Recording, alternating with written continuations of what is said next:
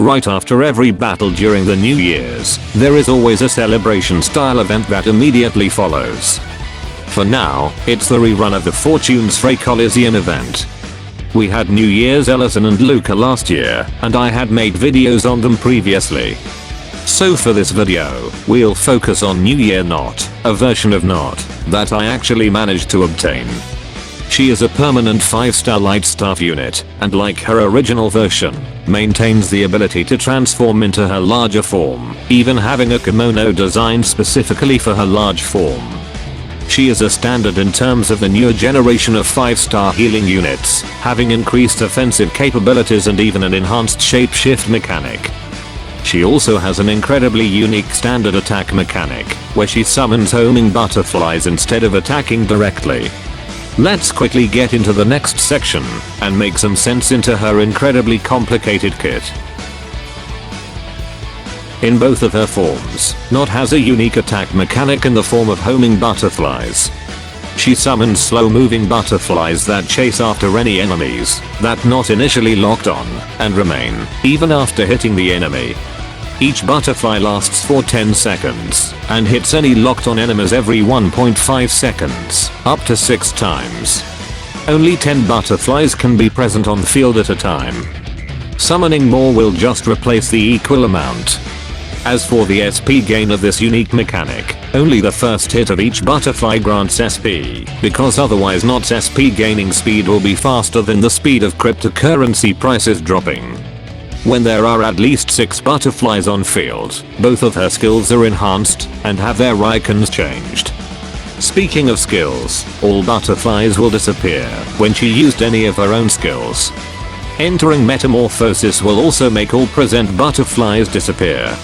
She'll also lose butterflies if she perform any combo of 5 of dodging, force strikes, dashing, and performing combos. But since each hit will summon butterflies anyway, this aspect is not very obvious. Her force strike is also unique. Not only it can summon 3 butterflies, it can also heal the entire team with 25% potency.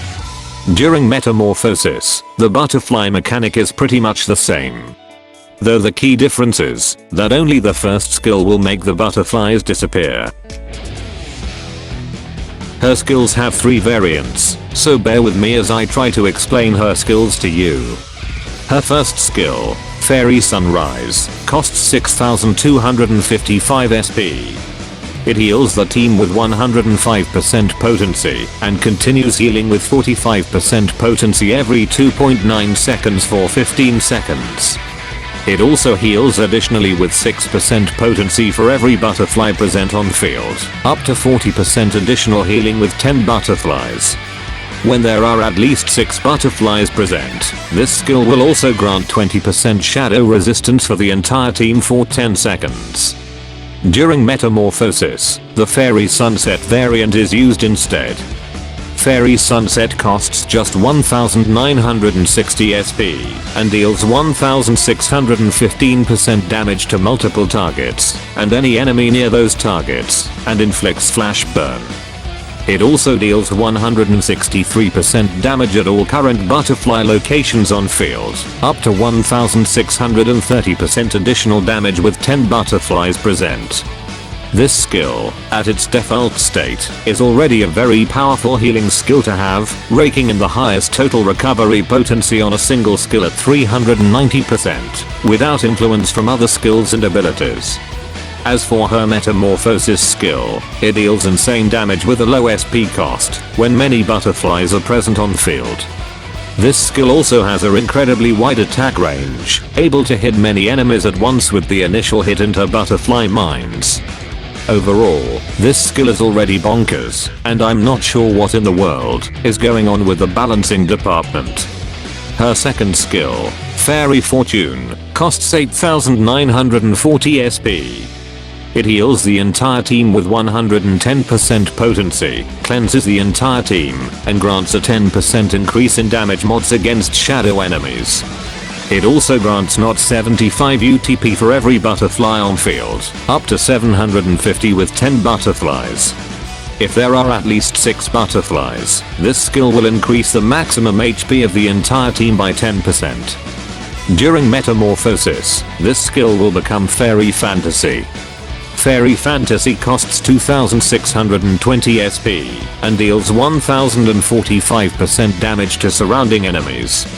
It also summons 4 butterflies that surround Not for 13 seconds, dealing 72% damage for every half second. Fortunately, this skill isn't as complicated as the first skill, but is also less impressive. This skill focuses more on offensive and utility support, thanks to the increased mods and cleansing ability. The circling butterflies can deal up to 1872% additional damage, making this skill another high damage skill for Not. Overall, this skill is not as crazy as the first skill, but it is an impressive skill nonetheless. Not has the typical recovery potency ability for staff units, accompanied by an ability that essentially fills her metamorphosis gauge by 3% for every 50 hit combo. With how her butterflies work, this should be easily achieved by Not, allowing Not to perform metamorphosis faster and more frequently.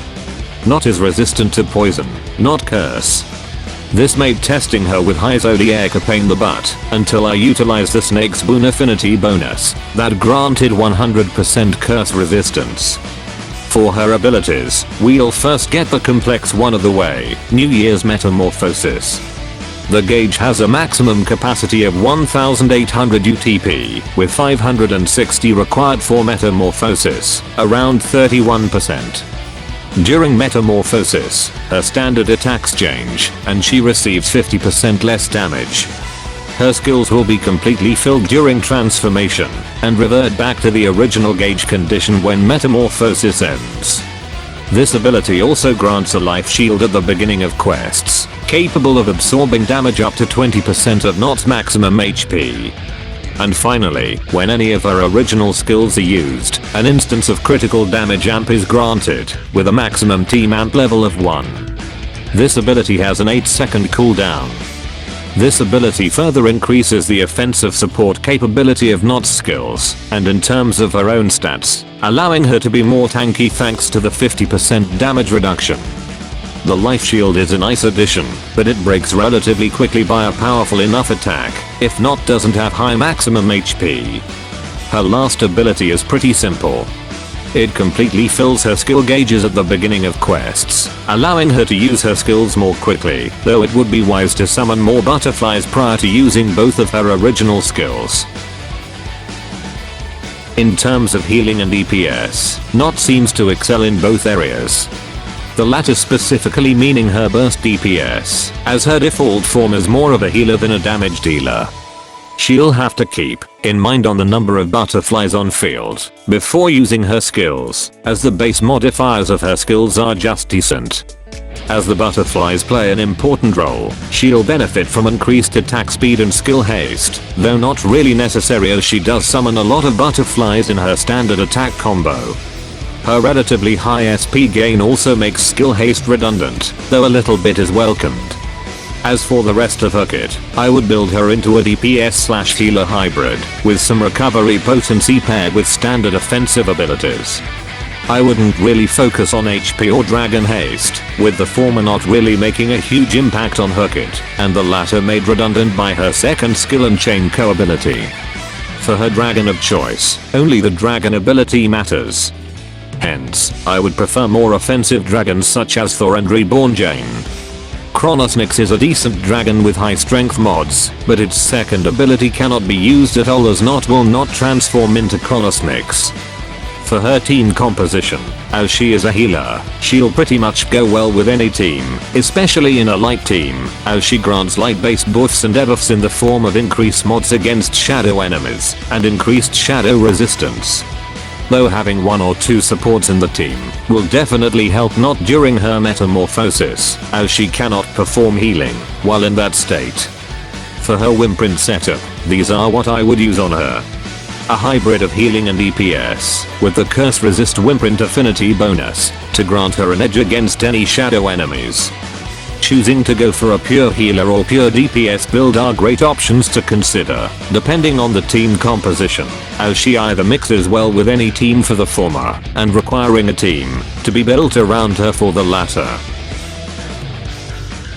In terms of overall kit, saying that Kimono Notte is an impressive unit is an understatement.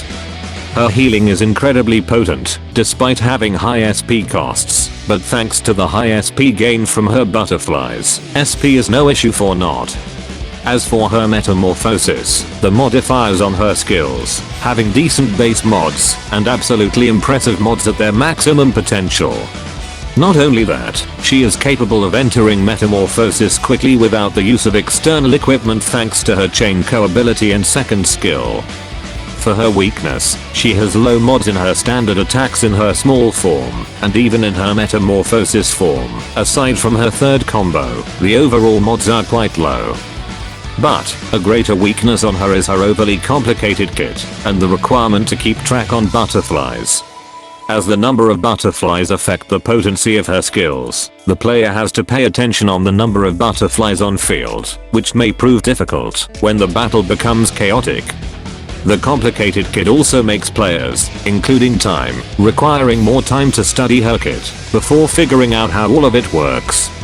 Overall, Kimono Notte has a steep learning curve when compared to other healers and even to her original self, but she has an impressive kit and a power creep worthy kit if used at her best potential. She will definitely be a mainstay in my main light team. Now go out there and help Notte and the others escape the board game that Kuzunoha accidentally trapped them in. That's all from me. Moga out.